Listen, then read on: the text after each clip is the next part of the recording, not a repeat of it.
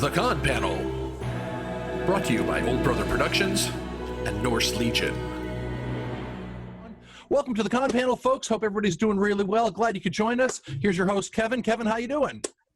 I'm doing okay. I finally got a haircut, so I'm not wearing my hat anymore because it was wow. I started looking like Jimi Hendrix, so now I look a little better. It's a little short, but that's all right because you never. You are a brave man. Yeah, I went up to Vermont this weekend. I've actually been able to get out and about a little bit. Awesome. But how are you doing, sir? I'm hanging in there still. You know, I'm letting the hair grow. I figure I could. I like Jimi Hendrix, so I could do that. Actually, I like Brian May a little better. Seeing that I have his autographed guitar back there, I figure I could try to look like Brian May, but I'll have to get rid of all this first. All right, excellent. Well, this is like our 7th or 8th or whatever episode of the Con Panel, but I'm willing to bet you that this will be the funniest Con Panel we've ever done because we have a great guest today who's probably I think the funniest person I've met in this whole Star Wars community, or maybe he's tied with Paul Blake. I don't know. I think he's a little funnier, but we have directly from Star Wars and Willy Wonka and the Chocolate Factory, Mr. Rusty Goffe. How you doing, Mr. Goffe?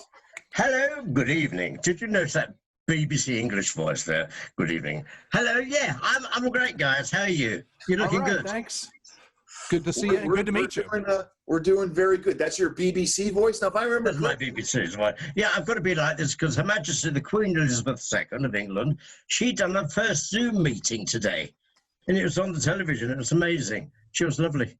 She was talking to some carers from the NHS, the National Health Service, for this pandemic, and it was lovely. First Zoom meeting, and she's about 97.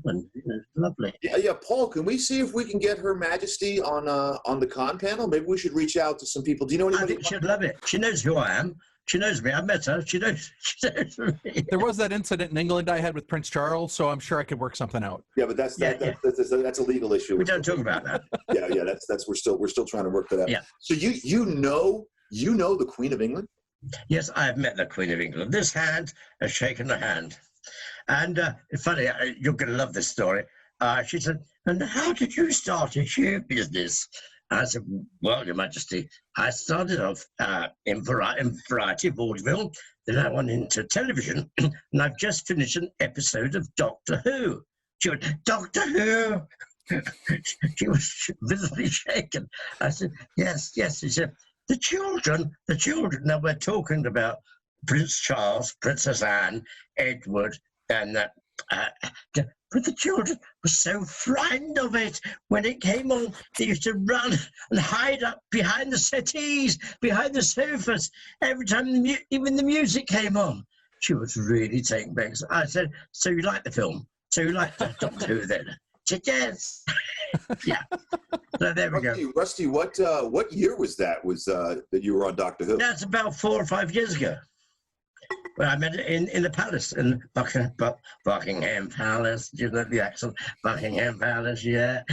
In the portrait room, which was quite exciting. This long room, and all these original masterpieces. Goya, Manet, Canaletto, the famous Canaletto. You could have touched it, but everyone was standing in the center of this. I said we should not get anywhere near these amazing paintings. And when the Her Majesty arrived in, seriously, it was an aura she had about her. I thought, how is this lady over 90 odd years of age, yet looks so like a grandmother, a great grandmother, yet so powerful. This lady is a Queen of England. It was absolutely amazing. But it was a pleasure to meet her. There we go. So you are now talking to royalty. Well, the hand that stroke royalty. So when we advertise this interview, because we'll have it on our archive so you can watch anytime, we'll just say Sir Rusty. No, just by a royal appointment. By royal appointment. So you did.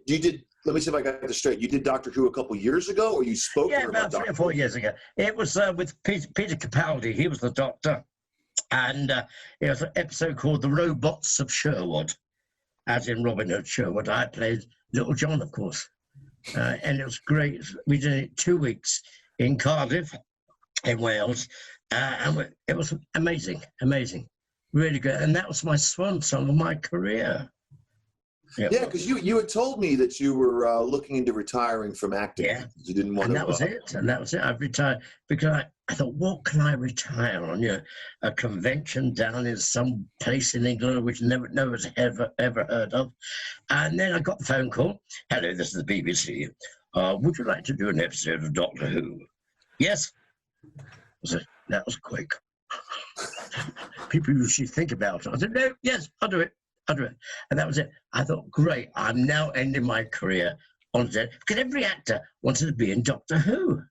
Every actor. And this is the last thing I've done in my life in show business was Doctor Who. Wow. All right, so we have the ending of your career. I thought maybe we'd go back in time a little bit and start on. Now, obviously, you're with us because you were in Star Wars, and Paul and I are big Star Wars fans, of course. But before you did Star Wars, you did another big movie called Willy Wonka and the Chocolate Factory. Yes, that was my first ever movie, Willy Wonka. Amazing, amazing. Because they wanted 10 little guys. I got called by a friend of mine and said, hey, we're doing a movie. I said, when's the audition? He said, there's no audition, we've got the job. Because they want 10 little guys, and there's only 5 English guys who are in show business. So we've got the job. I said, you said 10. He said, yeah, I know. But the other 5, they're using from people from Europe. 1 German, 1 Maltese, 1 from Cyprus, Spanish, all over the place. They used it, so there was 10 of us all together on Palumbas. So I went over and I was only supposed to be there for about 5-6 weeks. Was there for 3 months. It was amazing. It overran. Bless. And funny story about that, Bob Fosse was trying to get into the same studio to make Cabaret with Liza Minnelli. And every day at 5:30, he came into the studio and shouted, when is this goddamn movie ending?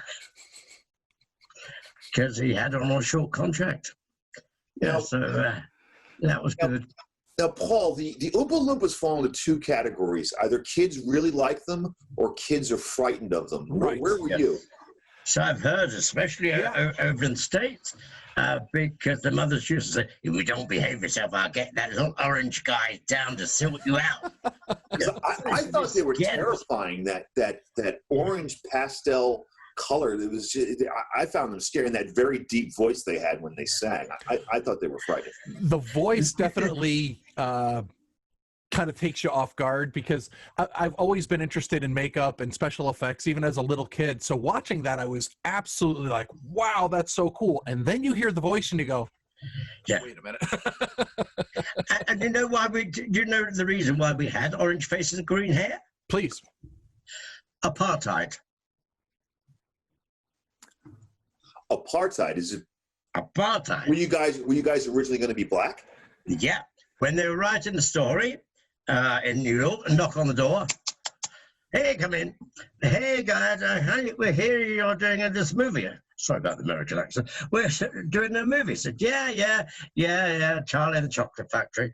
He said, hey, isn't this guy written by a story by a British guy called Roald Dahl? Roald Dahl, yeah, that's it. Tell me, correct me if I'm wrong. Are they little guys in it? Yeah, Oompa Loompas. Are they little black guys? Yeah, they're little black guys. Oompa Loompas. We're doing as in the book. You can't make the film. Why not? You cannot use black guys. Oh, okay. So the guy was walking out the door. He turned around and they're very smart. He said, so what you going to do about it? And Mel Stewart, off the top of his head, said, I'll give him orange faces and green hair. Okay. You can make the movie. Oh, one thing. What are you going to call it? The same as the book, Charlie and the Chocolate Factory. You can't do that. Why not? Right. Charlie was the name the plantation workers gave to the big white boss, Mr. Charlie. You can't do that. Okay, I'll call it Willy Wonka and the Chocolate Factory. Okay, you can make the movie. Well, thank goodness those days are over. But I found that's a history story. It certainly is. And what was it? What was it like working with Gene Wilder? You know, he actually lived about 10 miles from where I am right now. He lived in the same town as me, and I actually met him a couple times. He used to do film night every other month in Stanford. He would bring a film that he liked and he'd talk about it. But so I'm sorry, you were going on. What was he like?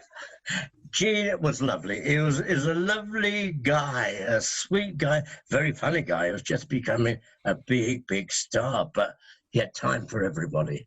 Well, what I loved about him, the kids, some of the 5 kids, especially Julie John Cole and Peter Ostrom, they were away from their parents.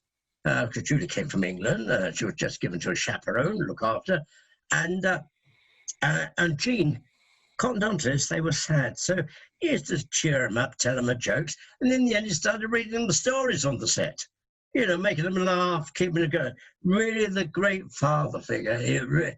And Julie still talks about the great time she had when Gene, looking after all the kids, all sat around just talking. As they get bored, you know, for 3 months, 4 months at a time. And they're on there and they're going to go back to the hotel with just a chaperone, not their parents. Wow. Now, when the movie came out and you finally got to see it, what did you think of it? Was it better than you thought? Was it, you know, what were your impressions? It was what Mel Stewart said to me just before he passed. It had magic. It was made for adults, and it was magic. It had some magic in it. And I said, you're right, he's right. No wonder we'd done all these 100 takes. I mean, the most takes I did was 76 takes in the White Room, in the cartwheel, where I do the cartwheels. That's why it doesn't look like a real cartwheel, because after 76 times of doing it, you're tired. You know, you're not an athlete, gymnast, you know. So that, but he had magic. He knew what he wanted, and he got it, and it worked. It's history. Everyone loves it. Did you say that movie was designed to be an adult film for adults? It's made film for adults, yeah. He filmed it for adults, not for children. Because it's terrifying. Scary. That boat ride. There's no earthly way of knowing what direction we are going. Now, can you sing the Oompa Loompa song? I know you can because I've heard you sing it in bars. I mean restaurants. He means bars. Bars are good. We like bars. I've got another puzzle for you. If you are wise, you'll listen to me. Thank you so much. Just throw the money. You know, our viewers can't see, but if you looked at all three of us, me and Paul were both going like this back and forth. There's the applause icon. Okay, there we go. Hang on, so moving right along, you've done some other films. What did you do? Did you do anything? Obviously, you did in between Willy Wonka and the Chocolate Factory and Star Wars. What other things? Do you want to talk about a horror film before we get into Star Wars? Yeah, before Star Wars, I did a horror film called The Disciple of Death. It was like one of these low-budget B movies, and I played a vampire that was conjured out of the bowels of the earth who killed the priest. Was that a Hammer production or? No. I think it was like a Chisel production. The nail. Very clever. Not a hammer. See, I told you he was funny. I like it. Yeah. We're gonna get on just fine. Do you know the name of the movie? We'll check it out. Yes, it's called Disciple of Death. Disciple of. Yeah, you can get it on Blu-ray, everything over in the States, but you can't get it over here in the UK. Why? I do not know. I don't know. You'll love it. Maybe see if we can find it on YouTube or something like that. You'll love it, Kevin. You'll love it. Putting it in the show notes. If I could take Oompa Loompas, I could take anything. But so it gets to be about 1975, 1976, and Star Wars comes along. What was Star Wars? Yeah. Now what the hell was going on with that movie? That's what we were saying when we were making it. You know, there's only 3 little guys in the first one, which was turned eventually into episode 4, A New Hope. but it was just going to be called Star Wars. And there was three little guys were Kenny Baker, God bless him, Jackie Purvis, the late Jackie Purvis, God bless him, and myself. We were the only three little guys in it. So I remember one day I walked onto the set, going to the set, because I was just booked for a Jawa, just playing a Jawa in the Sandcrawler, which they built steps up for us to go up and things like that, and the inside, the interior of the Sandcrawler, and then running around the cantina. But I walked onto the past the lot one day, and the special effects guy said, bend over, double. So I bent over, and they put this upturned water cistern about a polystyrofoam on me. They said, hey, that looks good. So they got George Lucas, while I'm still bending over, to come and look at it. How about this? He said, yeah, I like that. Yeah. I'll get one of the children to name him, because the children used to name all these droids. So then they ended up as a Gonk droid. That's it. And it was just happened to be walking by the special effects guys had this idea. Then I played another character in the cantina, Cabby, the Bat. The Bat, which was yes. originally played by this elderly small lady called Gilda Cohen. She was about 83, poor love. And in those days, there's no video. So you're using the real film. So you've got to have a lot of light. And it was a very low scene in the cantina. And we were in there, and there was a lot of smoke, and health and safety didn't exist during Star Wars. So God knows what was in this smoke we were breathing in. And with the hot lights and the masks, well, you could just buy it at a joke shop. It just one hole to breathe. So Gilda, being 83, very frail little lady, she collapsed. But that was just after the master shot. So they moved around, and then there was a hole, and so they had to fill this hole somewhere, because they couldn't move the camera around, because where's the bat gone? So I still remember those words from George Lucas, Rusty, get in the dress. And that's the start of my cross-dressing phase. So you mean to say that they had somebody in costume in the cantina that was born in 1894? Yeah, old. What were they thinking? What the hell was that? I mean, Wow. Because there weren't many English little people about again.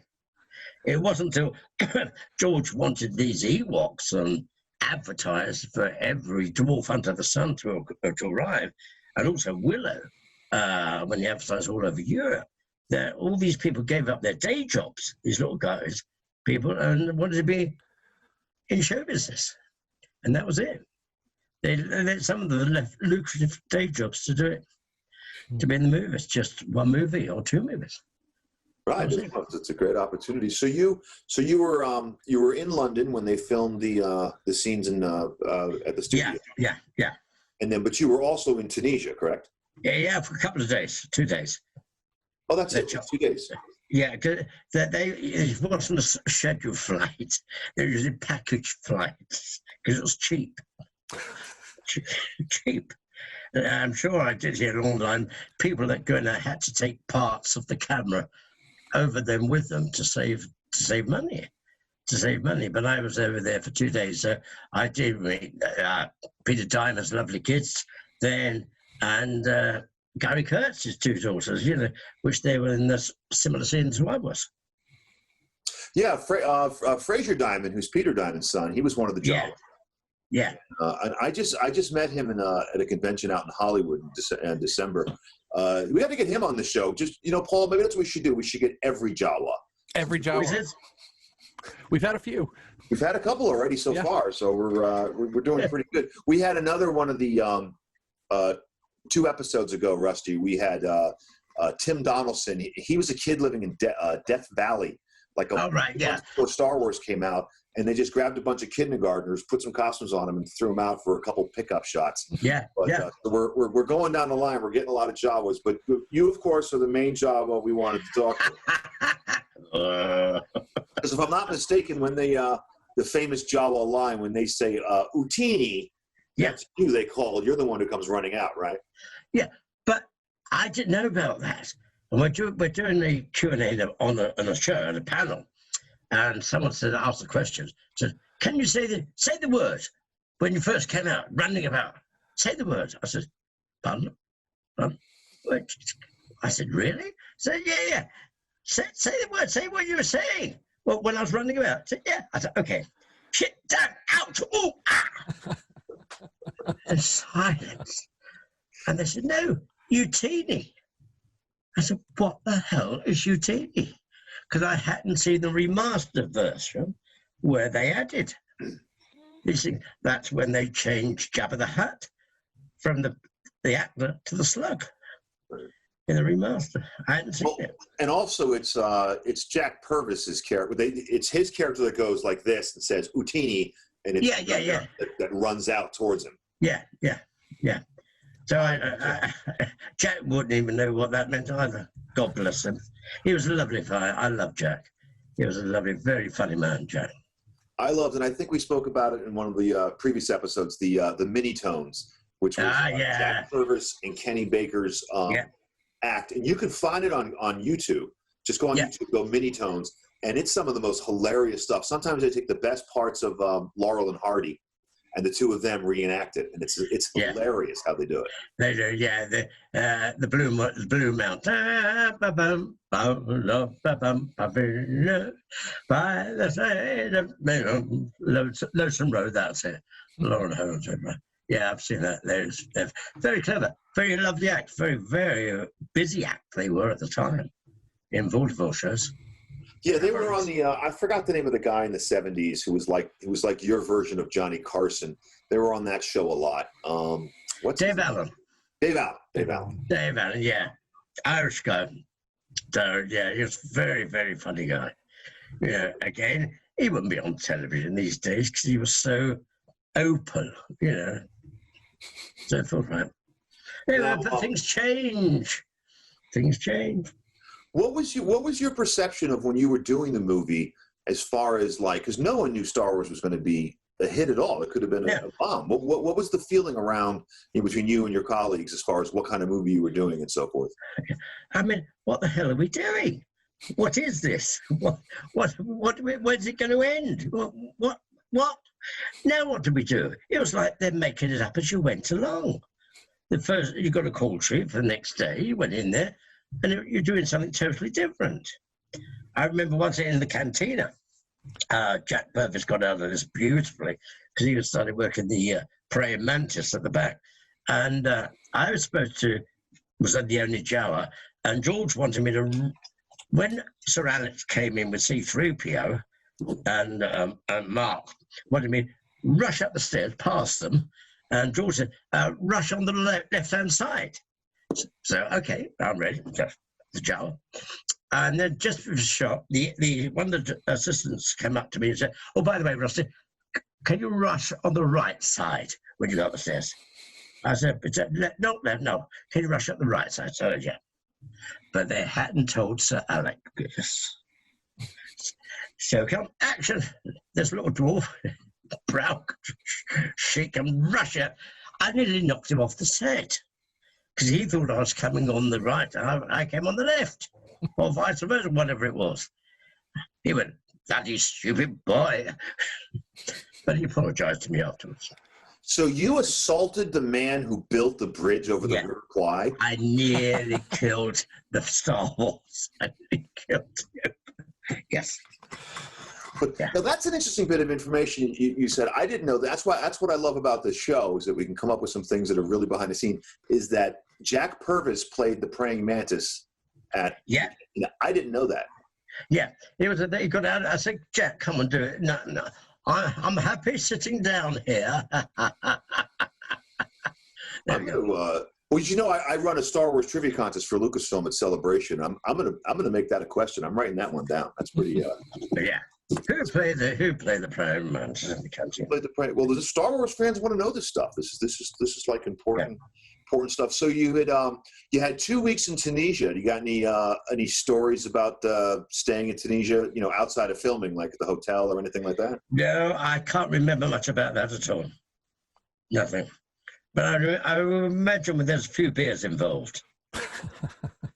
I would imagine. I know. I've talked to a lot of the guys from Star Wars. It seems like every one of them, as soon as the set closed down, they all went out to the bar. Yeah. But okay, so you filmed Star Wars. Really, I went to the bar just to find out what we were doing next. You never knew. Actually, you and I met in a bar in New Jersey, if I'm not mistaken. We met at a convention where I was working, and you were there as well. And anyway, I'm sorry, I don't know why I brought that up. But anyway, so Star Wars comes out. It's this colossal success.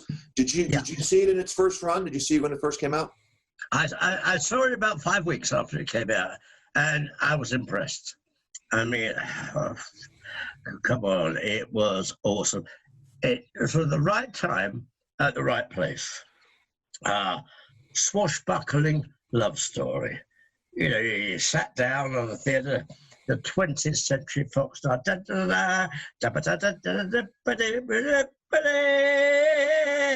Then John Williams had this wonderful idea of starting the Star Wars theme on the same musical note as the 20th Century Fox logo finished.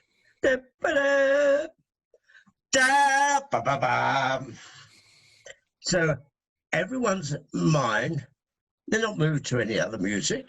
There is a continuation. And then the models came over your head, and everyone ducked. What the hell is going on? And from then you sat back in the theatre and went, yay, we're off. And that was it. That was it. That's my philosophy on it. You know, John Williams writing the music, clever man, same notes as 20th Century Fox finished, and the models. That made it. Everyone's happy.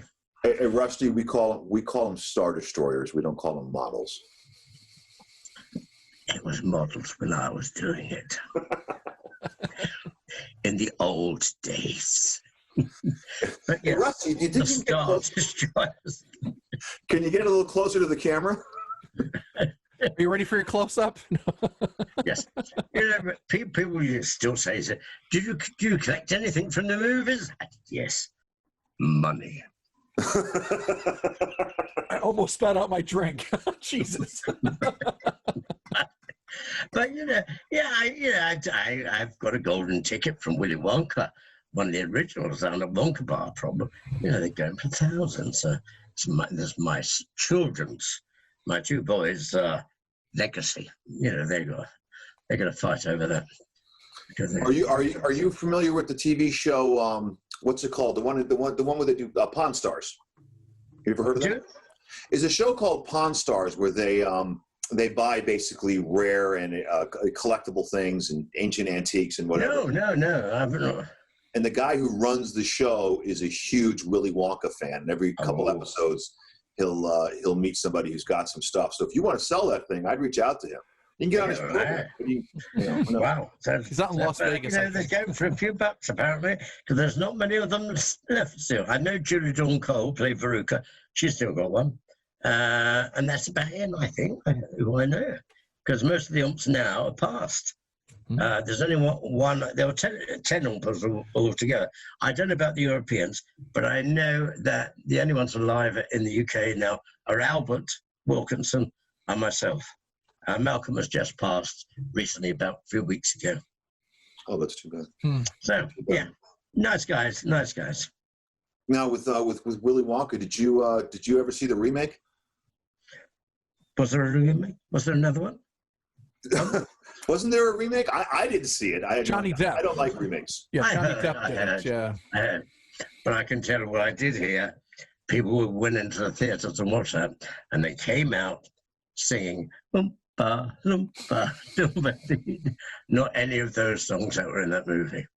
I mean, I know Tim Burton and his wife Helena, but what was your, trying to make a classic, redo it.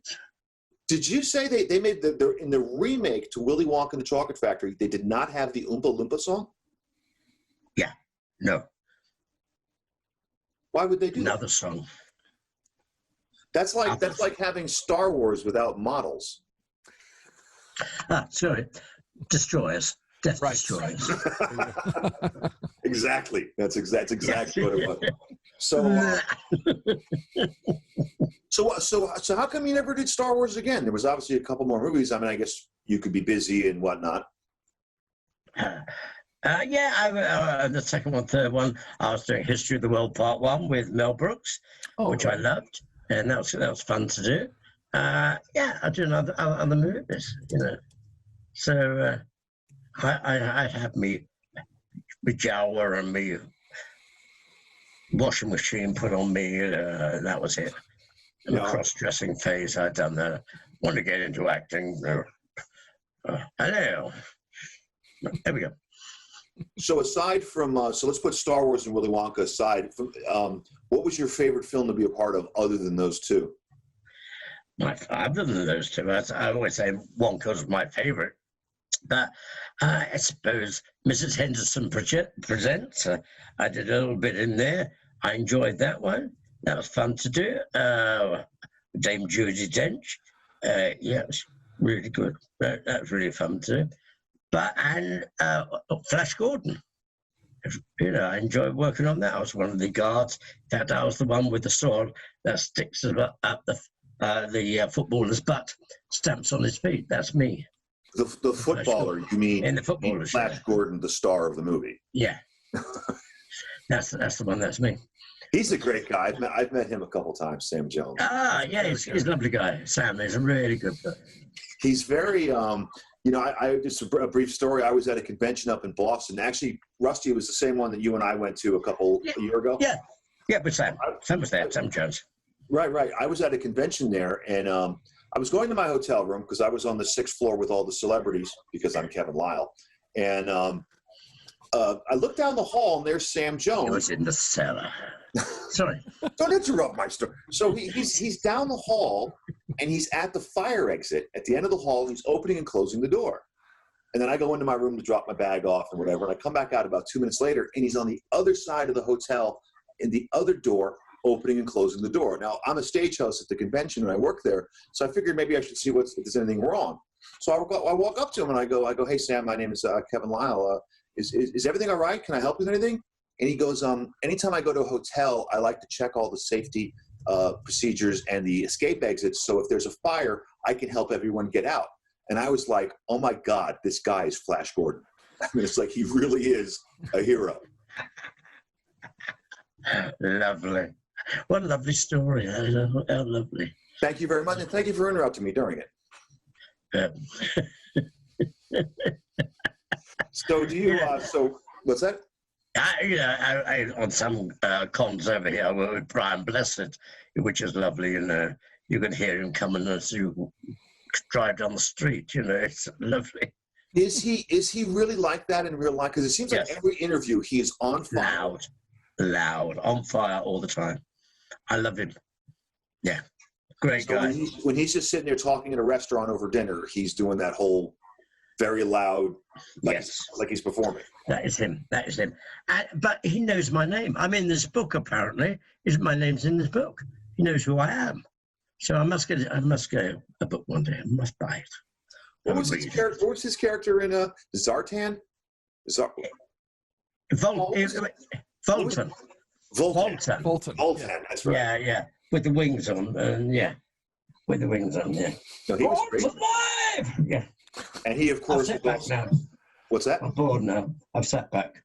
You're bored? No, I'm not. No. You're bored? So, tell me what's happening over there in the US. I haven't been there for ages. Oh, you want us to you want to interview us? Okay. Well, right now, we have a pandemic. We have massive. We've had that before you. We had that before you. And then, what? Are you going to move over the pond to you? Yeah, but you don't have the riots that we have. We've had riots. They have. Not like ours. We have had riots. In the UK, in Italy, in Germany, people were protesting very recently. Yeah, recently. Even today, the founder of the Boy Scouts, Lord Baden-Powell, they were pulling down his statue. Wow. Why would they pull down the founder of the Boy Scout statue?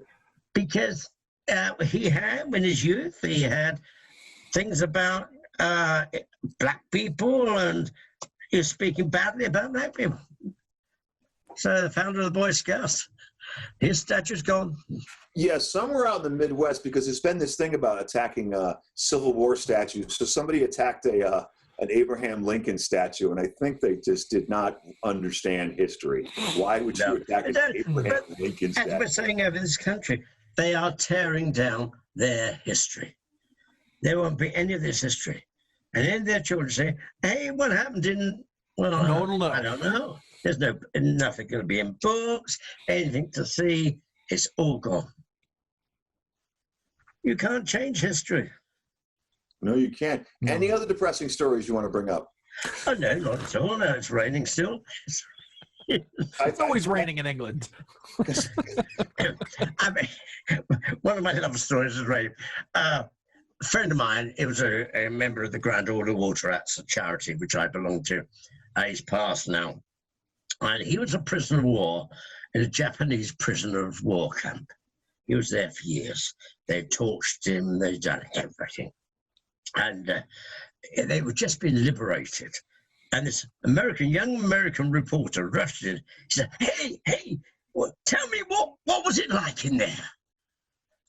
And Albert said, well, the first day it rained. British people. Yeah, first day it rained. It's a tough guy. He's been tortured, everything else. What was it like? You know, you saw this man, these bodies crawl out. First day it rained. Yeah. There we go. Humour. So back to the interview. Anyway. Back here we are now, yes. So what's your favorite movie that you weren't in?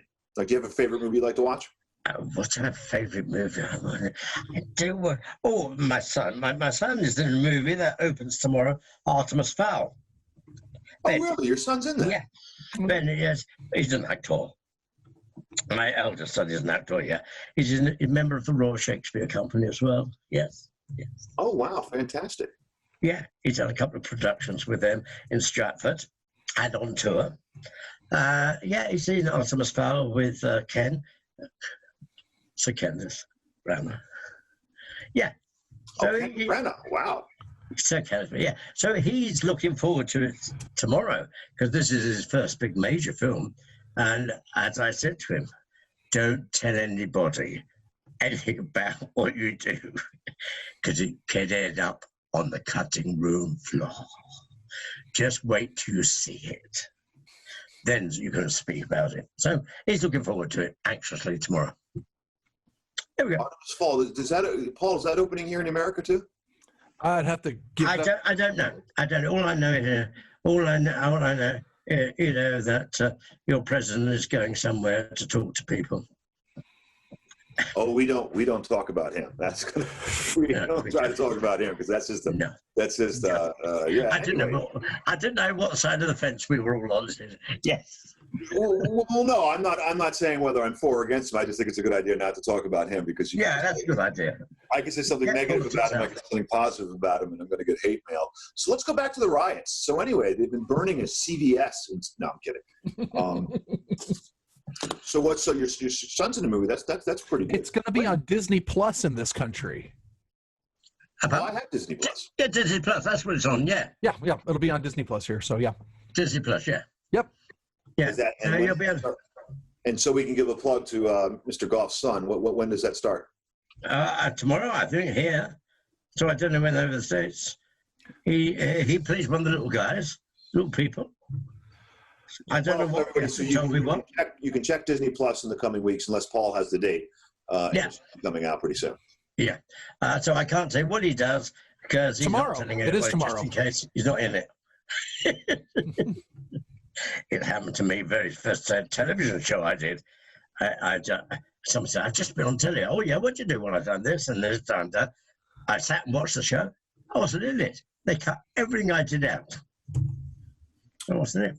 You know, Paul, and another thing we could put in the show notes, Rusty did this great thing about being a weatherman, and I'll let Rusty describe it. What kind of weatherman were you? I was a weatherman They called me the Britain's bounces weatherman because I was reading the weather on a trampoline, bouncing up and down. Because the cold, chilly Yes. winds are still with. It's only supposed to be about 2 weeks. I was there for 2.5 years for a defunct now cable program called Live TV. I was bouncing on the weather. And they said, why were you bouncing on the weather? I said, well, to get up to Scotland. Up in Inverness is raining. Up in Inverness. But another secret, people say, so did you have to study meteorology? No. We used to turn on the television and look at the CFAX. I don't know if you got it over there, but what's the weather is on in text. That's what we used to do. London, write it all down, then do it. And so first they had a storyboard for me. And I couldn't read it, so I had to memorize all this. One day I fell off the trampoline because I didn't have a catcher, because where the studio was, it was 24 floors up, and there's this window, and I was bouncing off, and this catcher missed me, and I nearly went through the window. I fell off. So the bit they use now on any outtake show is me falling off the bloody trampoline. Oh, we're gonna have to search YouTube for that one. Absolutely. Yes, you search it's in the notes. But what I don't understand is, did you say that history was cold enough to close down this studio? You're saying it's defunct now? It's gone now, yeah, because it was another story. It was only could survive to be on a package with Sky Television. Sky was the big, Murdoch Sky was the biggest thing over here. It was only could survive when it's part of the package into houses. And when, politically here, when our live TV got bigger than a sports on Sky program, more popular, they got rid of it. Oh, that's too bad, because it's pretty funny to watch. It was a fun show, because every show was either 1 minute, 3 minutes, or 11 minutes. There was no show that was over 11 minutes long. So it was a zapping program. Everyone, digital was just coming out, and they were going one to the other, and they stopped watching this. They used to have things called topless darts. Ladies, topless, throwing darts in a dartboard for 3 minutes. You know what I call that? Play darts. That's damn fine television. Yeah. They used to have that. Then they had the bouncy dwarf on the weather, on the trampoline. Reading the weather. I just found the link to that. Would you be all right with it if I put it in this video? You can do, of course you can. Okay. What, the topless dance on the weather, dear? And Paul, in all your wisdom as the executive producer of the Con Panel, are you able to put it on right now? I could share the screen, but I would rather do it in post-production because it'll be a lot cleaner. Yeah, it'd be lovely. Okay. I'm sorry, Mr. Spielberg. I'm sorry, Mr. Spielberg. That's a prize for all your viewers. But here's a mistake that I made. I forgot to mention to our audience, if you have any questions, to send them to our Facebook page, which is where this is going live, and you can write down your questions, and then we can hopefully answer them to you, or you can just directly reach out to us. But Paul, do we have any questions from? We do actually. We have several. So some of these he kind of touched on.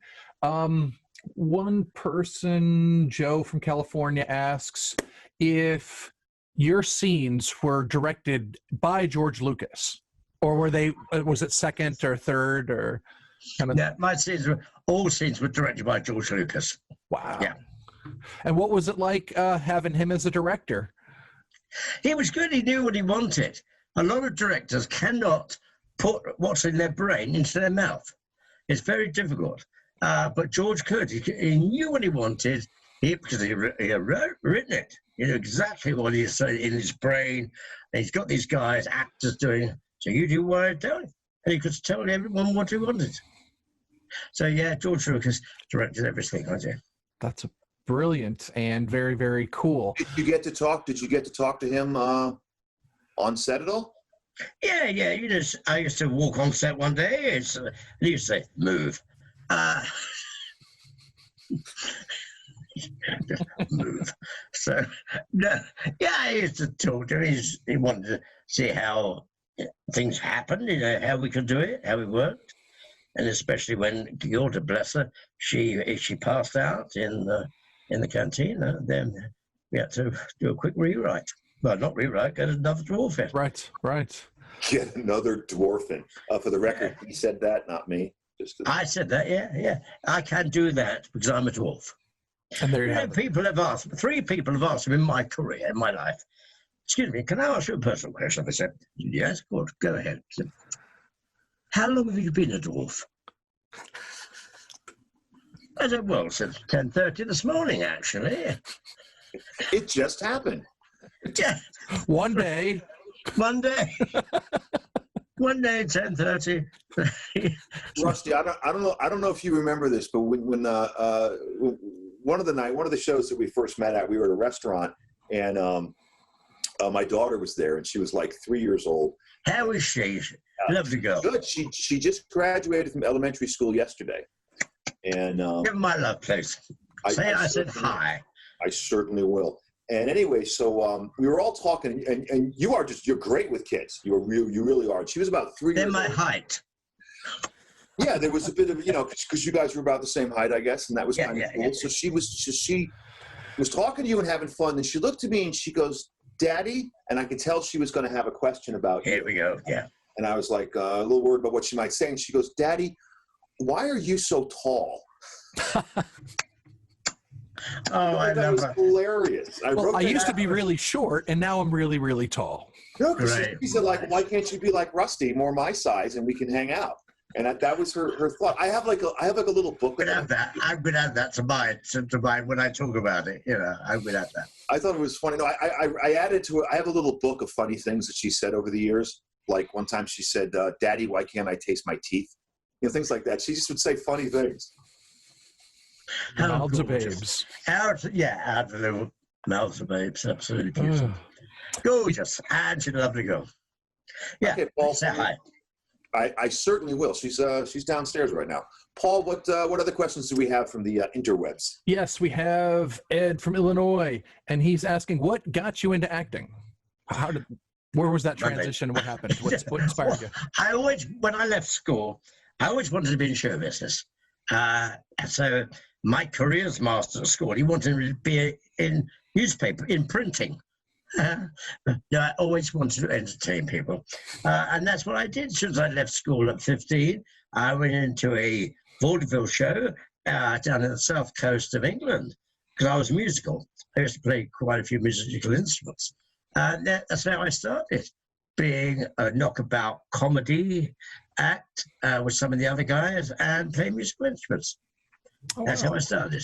You ever notice that a lot of rock and rollers want to be musicians and a lot of musicians want to be actors? No, but acting really never came into it to start with. I got you. I wanted to do television. That's after, but films, I thought, God, I'm not good enough to do film. Except when Willy Wonka came along. Wow. There we go. And here I am doing a panel. And here you are on the con panel. So you didn't think you were good enough to be in film, but yet you were in arguably, no, I'm going to say it, the most influential movie of all time. Yeah, and Star Wars. And don't forget the Harry Potters. I've done 5 Harry Potters. Oh, that's right. Oh my God, yes. And those are enormous films, huge. Which was fun to do. The first right way through to the last, where I played the chief bank teller, identification, with Helena Bonham Carter opposite me. It was fun. Oh wow, let's see. We had. But I had all the prosthetics on 4.5 hours of that. That's all. That's all with every day. Paul, what else do we got there from our friends on the internet? Okay, we got Chris from New York. You've played many characters in Star Wars. Which one did you enjoy the most? Which one did you enjoy the least? I enjoyed the shower, but I hated the gonk. because you couldn't see where you were going. He goes, well, look at your feet all the time. And George used to direct her 2 steps forward, 2 steps right, 2 steps left, 1 step right. That way, because you couldn't see a thing. So that's one I hated. Cabby was, the costume was awful. How so, You know, if I may ask? it was just like one mask you can get at a joke shop down the road in your high street. It wasn't specially made for Gilda or made by myself, just like glued on and one hole for the nose. And I said, well, earlier, with all the smoke and light, it couldn't breathe. From what I understand, with those particular masks, Stuart Freeborn was supposed to do them, but of course he got very, very sick and wasn't able to go through with it. And so they did work with, I think, Rick Baker, who had just some things laying on the shelf, and he was like, Yeah. whatever I got, you can use. Yeah. Yeah. There we go. It's amazing how, you know, this, how it comes together. It's one of the amazing movies like Star Wars come out of this. So you said that you were retired from acting, but could you ever be lulled to come back? I could be, I suppose. I don't know. You know, if it was the right thing, if I wasn't wearing a mask, a prosthetic act, or prosthetic, just my normal face, I suppose so.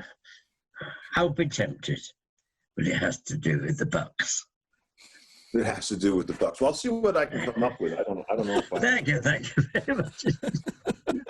Will you, when this whole COVID thing passes, hopefully soon, I don't think it will, but hopefully when it does, will you come back over to maybe see some... I hope so, yeah. I think it will. Yes. Everyone's in the world is working on things, you know, to try and get... As soon as they can get a vaccine, I think, that'll be it. And everyone's trying to work it. As soon as the vaccine, so we're all vaccinated against it, like the other diseases of yesteryear. I think we'll be, yeah, I'll come out the States. We'll see that rock again. There it is. Oh, the Plymouth Rock. Yeah, the Plymouth Rock. We'll see that again. Yeah, they spray painted it. Yeah, lovely. Yeah, I'm not surprised. No, I mean they graffitied it. They like wrote like bad words. Well, Rusty Goffe stood here. One of those, was it? Exactly. It said Rusty and Kevin were here November 2018. Yeah. Oh, lovely. Good. That was a great trip we took. I had a great trip. I enjoyed it. I thoroughly enjoyed it. No alcohol involved, by the way. No, I don't think we drank at all. No, we went to a couple museums and around the Boston. Yeah, we did. Yeah. It was pretty cool. Well, Paul, what else do we got from our viewers? Any more left? We do. This one, I'm a 501st guy, so I'm right there with Joe. Have you done anything with the 501st Legion? Have you met them? Have they? Yeah, over this country, I've worked with them in various conventions on some of their charity things they've done. They're a great organization. What they do, I mean, these guys give up. They've got normal day jobs. They give up their bank balance to buy all these wonderful, expensive costumes they put on, and they work around. And one thing I like is doing the events, is the fans. You know, these fans make the show. If it wasn't for the fans, we wouldn't be here today. And I just like watching what they wearing. They pass you, they go past you. And I say, you know, do these people get on the Greyhound to get here? How the hell? Some of these costumes. Then you see various shapes and sizes of Princess Leia, for God's sake, in the slave outfit. Yeah, and I say various shapes and sizes. And it's scary, it's wonderful, it's beautiful. But these people love it. And if it wasn't for these people, we wouldn't be here. I love the fans. They are super fans, that's for sure. Yeah. Never been anyone. My business is totally revolved around Star Wars fans, so I have to say I'm they are really lovely people, all of them. Self. And they come and ask you the same. I know it's some of the very famous questions they ask you. Excuse me, was it hot? And people stand in the line, they listen to your answers. Say, yes, it was very hot, you know, under the sack costume and everything. Oh, thank you. There you go. Someone's first. Hello. Was it hot? Yes. And it goes, but you have to be the normal person, like you're the first person that's ever asked that question. Yeah, I don't. But they're gorgeous. They will stand for hours. I mean, you weren't wearing wool from head to toe in Tunisia. It was a sack. It was like an old potato sack. I don't know if you have those in those countries. Yeah, Very old. And it smelled like it just come out of the field. And if I'm not mistaken, you guys filmed that in the summer months too, right? Yeah. When the desert, some of the guys, it was 40 degrees Celsius, God knows what it was in Fahrenheit, 100 and something. I think it's like 100 degrees. Yeah. I can convert that. Yeah. Oh, look, 104. Dr. Paul, Mr. Science. So, The 104, Paul. 104. Yeah. 104, yeah. Just warming up. Hey, Paul, when you give that weather forecast, can you get on a little trampoline and jump up and down and say it's 104 degrees today in Tunisia? I would break that damn thing. I'll get off this chair here and I'll demonstrate. One moment. Oh, no. Oh, Christ, he's going to do it. Oh, my God. No. You knew I was. Right. So I used to jumping up and down, pointing this map of the British Isles behind me. And of course, down there was Dover. I can reach that, but I can reach that. That's where the jumping in. Well, I'll superimpose a weather map right behind you, what you just did, just to make it feel that much more real. I will do that for you. Thank you. Thank you. That's the kind of guy. And then you're going to have me falling off, aren't you? Lovely. Right. Better now. Next. And the next question. We have one last question. I think we have time for one last question from you. We could do one. Outside of what you told us, do you recall any amusing situations that happened on set? Maybe perhaps with with Mark or Carrie or Harrison or. Amazing. You can make something up. It was or Kenny, because we know Kenny's pretty hilarious. Very funny, Kenny. He was hardly ever there. Where's Kenny? Yes, to get him in. Because Jackie and I did try out for R2. They had the empty R2 unit, and they lifted us in, but we were too big for it. So Kenny was the one. God bless him. I do miss him. I was there at his funeral. It was lovely. Yeah, when he passed, it was really good, really funny. Kenny's funeral. We were standing in there at the service at the crematorium and all chatting with Kenny's friends. And they said, he's late. I said, oh, he'll be here in a minute. He'll be here. He's always late. He'll be here in a minute. Then suddenly this Rolls Royce comes up the drive. I said, here he comes. It wasn't a normal hearse or anything, a Rolls Royce. I said, here he comes. I said, don't be stupid. I said, he's on his way. Here he comes. Hearse came, this Rolls Royce came around, parked, and there on the back seat of this Rolls Royce was Kenny Baker in his white casket on the back seat on the Rolls Royce. And that's what he wanted, and that's how he goes, to go to his funeral in a Rolls Royce. What class? Class act, Kenny. I loved him.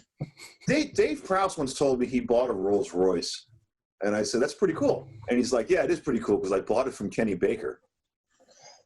He bought the Rolls Royce from Kenny Baker. From Kenny, yeah. And he opened up the trunk one time to put luggage, and there was a rope hanging down. So Kenny can grab it and pull the trunk shut. Yeah. And we all have those. Yeah. Okay, yeah, Kenny. Yeah, funny man. If he ever got stopped by the police, he used to rush out of his car and stand there because you couldn't see him. And they'd say, hello, who drives this car? Mate, I do. How the hell? So then they used to show him how the pedals and all the controls were all built out. And by the time Kenny showed him this, the police had forgot all about what they wanted to stop him for. Let him go. Bye. And if that didn't work, he could have just easily brought up Star Wars. Yeah. But Paul, just like I said, I told you this was going to be the funniest con panel we've ever done. And That was definitely I think Mr. hilarious. Goffe proved it. Yeah. And, Thank you very much indeed.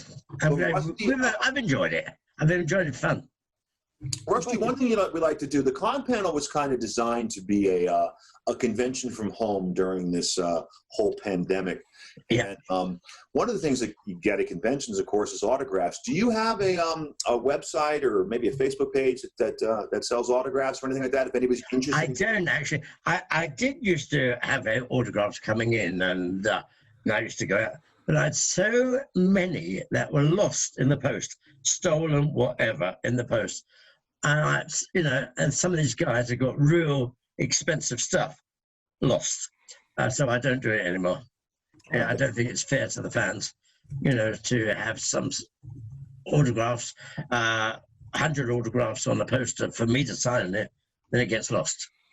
Okay, well then the thing is, they'll just have to wait till you come to your next show here. Get to a convention, yeah. And then after the COVID, I'll still be around. We of course will help. The hair will be short. I can have it cut. Then we're not allowed to go to the hairdresser. Oh, you should have seen me like a week ago. I had like a little, afro going. It was pretty. Same height though. Same height. Same height. But Rusty, I want to thank you again. I want to thank you very much for coming and being on the panel. Thank you, Kevin. And thank you, Paul. See you real soon. It's been fun. See you soon. Be safe, guys. All righty. And everybody home at the con panel, we want to thank you for tuning in. We'll be back next week with God knows who.